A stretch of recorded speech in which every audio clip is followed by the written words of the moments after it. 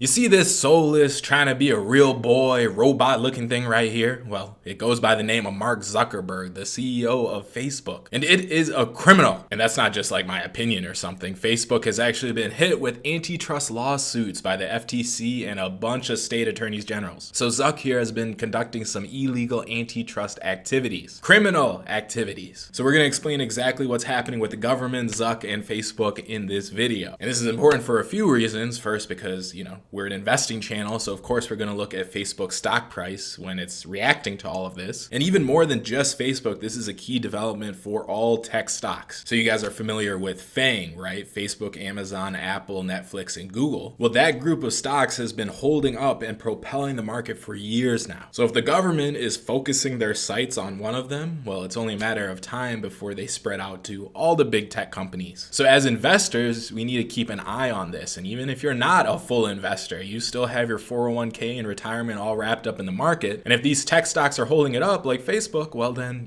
they better keep going, otherwise the market will crash. And the other reason this topic is important is because we're all consumers. Whether we like it or not, we are deeply intertwined with companies like Facebook and Google. Just the other day, Google went out for an hour, all their services, and then I realized, my business does not function without it. And that's not just me, that's a lot of us. And a lot of companies are tied to the advertising on Facebook and Instagram and all the properties that they own. So whether you know it or not, and whether you overtly feel it, these tech companies are getting really big and they have a lot of power over your individual life. The whole Skynet idea, it's already happening. It's here. It's building itself up. We just don't notice it as much because there's not killer robots, but there are destructive algorithms that are made by these tech companies. And I'll explain a little bit more about that. But the scary thing is that it's just all very subtle. So we kind of go on with our lives not even realizing what's happening, which is why I like to track this stuff. So what is actually happening? What did Zuck and Facebook get in trouble for? Well, the Federal Trade Commission, which is the FTC for short, and 46 states sued Facebook, accusing the social media giant of buying and freezing out small startups to choke the competition. So like we said before, it's an antitrust lawsuit. And what does that mean? Well, monopolies in the US are illegal. A monopoly is when a company just controls everything in a certain, say, sector. So in Facebook's case, the government is saying you control way too much of social media because they have Facebook, they have Instagram, they have WhatsApp, they have so many properties, they're dominating. And the idea is that you don't want monopolies in a healthy economy because it hurts consumers. Consumers get a worse deal out of it. So for a stupid example, let's say a guy named Tony owned all the gas stations around you. Well, then what's going to happen? He could jack up the prices as much as he wants and you got nowhere else to go. That's a monopoly.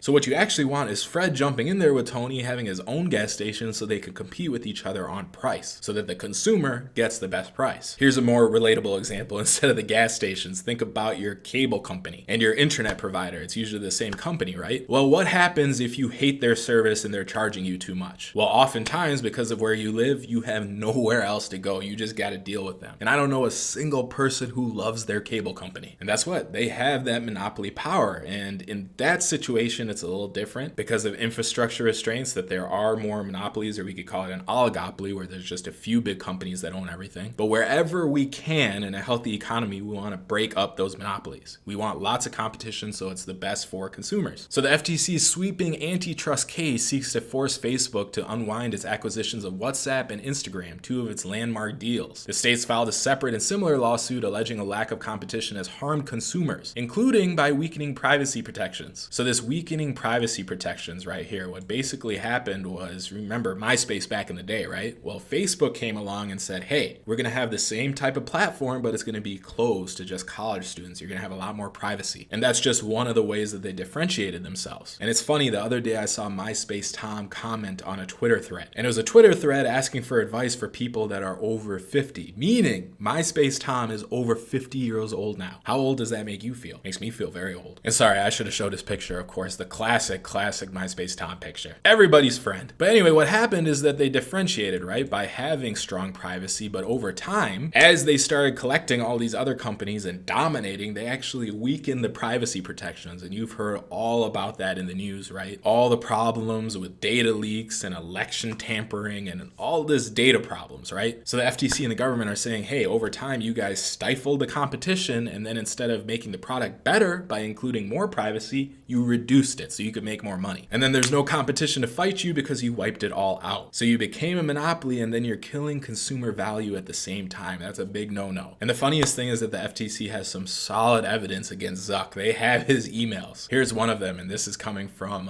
Ben Thompson. He just reposted it here. But we're going to use his article because he's the smartest tech analyst there is. But here's an email for Zuck just showing how he's thinking about dominating the competition and creating a monopoly. So here's what Zuck said. It's a combination of neutralizing a potential competitor and integrating acquired products into Facebook. The basic plan would be to buy these companies and leave their products running while over time incorporating the social dynamics they've invented into our core products, which you've probably seen, right? They bought Instagram and then they started taking what was working on Instagram and applying it to Facebook. He goes on to say that one thing that may make neutralizing a potential competitor more reasonable here is that there are network effects around social products and a finite number of different social mechanics to invent. Once someone wins at a specific mechanic, it's difficult for others to supplant them without doing something different. So he's saying there's only so many ways we could share with the technology that we have. So once a company invents one of those ways, then it's very difficult for someone else to show up and beat them at what they're already doing. Hence why Facebook rather just acquire them. See what's happening here? He's basically talking about ruining competition. So he goes on to give an example. It's possible that someone beats Instagram by building something that is better to the point that they get network migration, but this is harder as long as Instagram keeps running as a product. So he's saying not only would you need a similar product, but you also need to get over the network effects. And what are network effects? Well, it's the whole idea behind Facebook. If everyone's on Facebook, then you got to be on there too, just so you can interact with people. And if all your data and all your friends and all your stuff is on one of these social networks, it's kind of tough to move to a new one, especially if that product keeps running. Like if Instagram is still going, why are you going to move to the new thing? And he says integrating the acquired products into Facebook is also a factor, but in reality, we already know these companies' social dynamics and will integrate them over the next 12 to 24 months anyway. So that's his plan. Keep the things that he acquired running while stealing all the stuff that they've invented. The integration plan involves building their mechanics into our product rather than directly integrating their products, if that makes sense. So again, he's not combining the companies, he's just taking their mechanics, what's working. By a combination of 1 and 3, which is neutralizing a potential competitor and integrating acquired products into Facebook, one way of looking at this is that what we're really buying is time. So even if some new competitor springs up, buying Instagram, Path, Foursquare, and etc. will give us a year or more to integrate their dynamics before anyone could get close to their scale again. So buying time against the competition. Within that time, if we incorporate the social mechanics that they were using, those new products won't get much traction since we'll already have their mechanics deployed at scale. Again, you see what's happening here. They're going to steal what's working really fast and apply it to their huge network so that by the time this new company is trying to grow, everyone's like, oh, we already have that feature on Facebook or Instagram. Why do we need to switch over here? And you've seen them do that time and time again. Another example is Snapchat, right? Snapchat had their stories. That's how the whole thing functioned. And then all of a sudden, Instagram had stories too. But in that case, they didn't acquire Snapchat. So it was more of a competitive move. But you get the point where if they do that with a company that they did acquire, it's stomping them out. So you see where the FTC and all the states are coming from when they're suing Facebook for antitrust. But at the same time, it's kind of a hard argument to make, which is why maybe the stock price didn't move too much. It didn't fall too much when this was announced. But we'll talk about that in a second. See, the problem with the FTC trying to sue Facebook for acquiring Instagram is like they basically have to speculate on what Instagram would have become. So Instagram wasn't as big before Facebook acquired it. And honestly, it didn't make any money, which was a big factor in determining why they let that deal through in the first place. Because every deal that you make needs to get approved by regulators. So these same regulators that are suing Facebook right now already approved them buying Instagram. So what Ben Thompson is saying here is how could the FTC have known that Instagram would be so big? How can they predict the future? Even when they were reviewing the deal to determine market share, they look at revenue. So if Instagram was making a bunch of revenue, they would say, oh, it has a lot of market share. We can't have Facebook acquire it because they'd be too big. But in reality, back then, Instagram made $0. They weren't monetizing. So by that point of view and how they're supposed to evaluate things, they had to say, okay,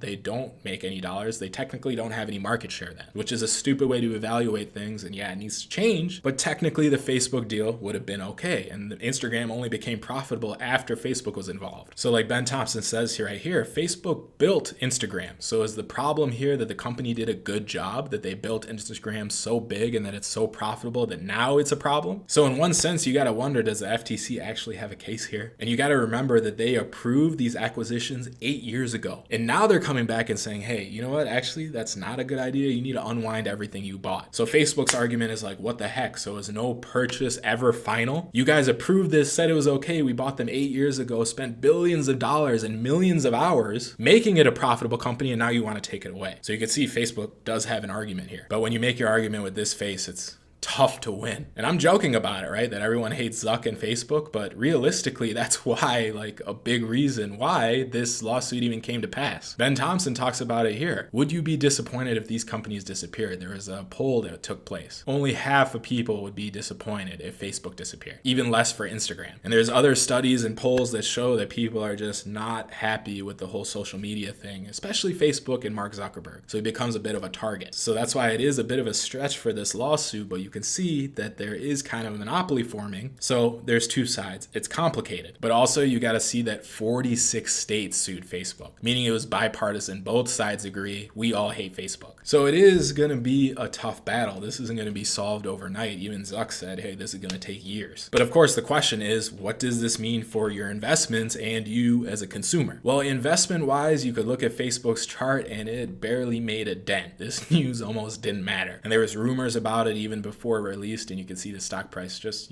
going sideways. Because like I said, this is going to take a long time to figure out, and Facebook is going to keep making money in the meantime. They are a profit powerhouse. And even looking at the general market, right? If we look at tech stocks by looking at the NASDAQ index, it keeps going up. Of course, there's other factors at play here, but I mentioned before that Facebook having a target on them does affect every other tech company, because these same FTC and attorney generals, they're going after Google too, saying that you have a monopoly over search.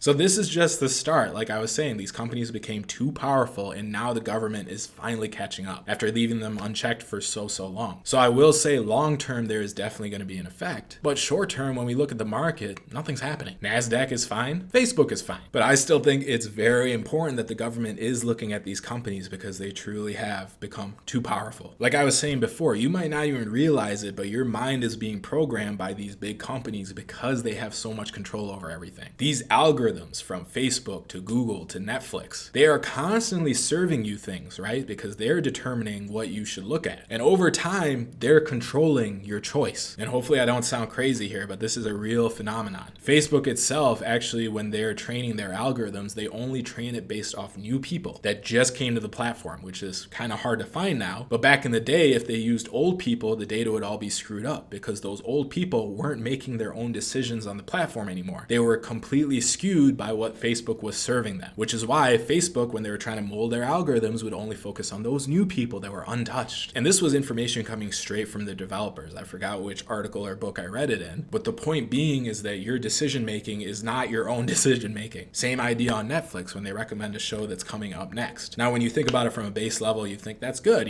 they're finding what I would like and they're giving it to me. Well, yes, that's one way to look at it, but another way is that they're more molding what you like and giving you what works for them to keep you addicted. And there's so many books and articles all about this. I don't have to go too deep into it here. But the point is, a good way to fight this at least a little bit is to not let these companies get so much power and to get so big. Have competition in the market, because then at least we have a chance and we have some choice, and we're not getting just manipulated by the FANG stocks, the few big companies. And again, this might not matter short term, but it does matter long term. And another funny thing about this breakup that might happen, like if Instagram spins off of Facebook, what might actually happen is that investors will be very happy. It won't hurt Facebook. Well, it might hurt Facebook individually, but Instagram spinning off unlocks a lot of value. And that's why big companies spin off sections of their business too, because it does unlock value. Then instead of this profit center being buried under all these other sectors within the company, it's off by itself. And for investors, that's great, because they could bet specifically on that aspect of the business. Instead of having to buy the stock for entire Facebook, they could just buy for Instagram, which may be way more profitable and shoot up way higher as a stock. And another thing to consider is, like, yeah, the stock price didn't move, but the stock market could very well be wrong. Investors could be wrong. The thing I'm talking about here with the target on all these tech companies could be a lot bigger problem than what the market is pricing in right now. Because like I said, the market can very well be wrong. One of the best examples of that is when you look around at our economy and it's doing really poorly, but the stock market keeps shooting up. They're not always connected, what prices are doing in the stock market versus what is fundamentally happening. And I made a whole video explaining that, which I'm going to put right here, which you should definitely watch because it'll give you more context on why the stock market can be completely wrong. So that video is right here. Click on it and I will see you there so I can explain this topic.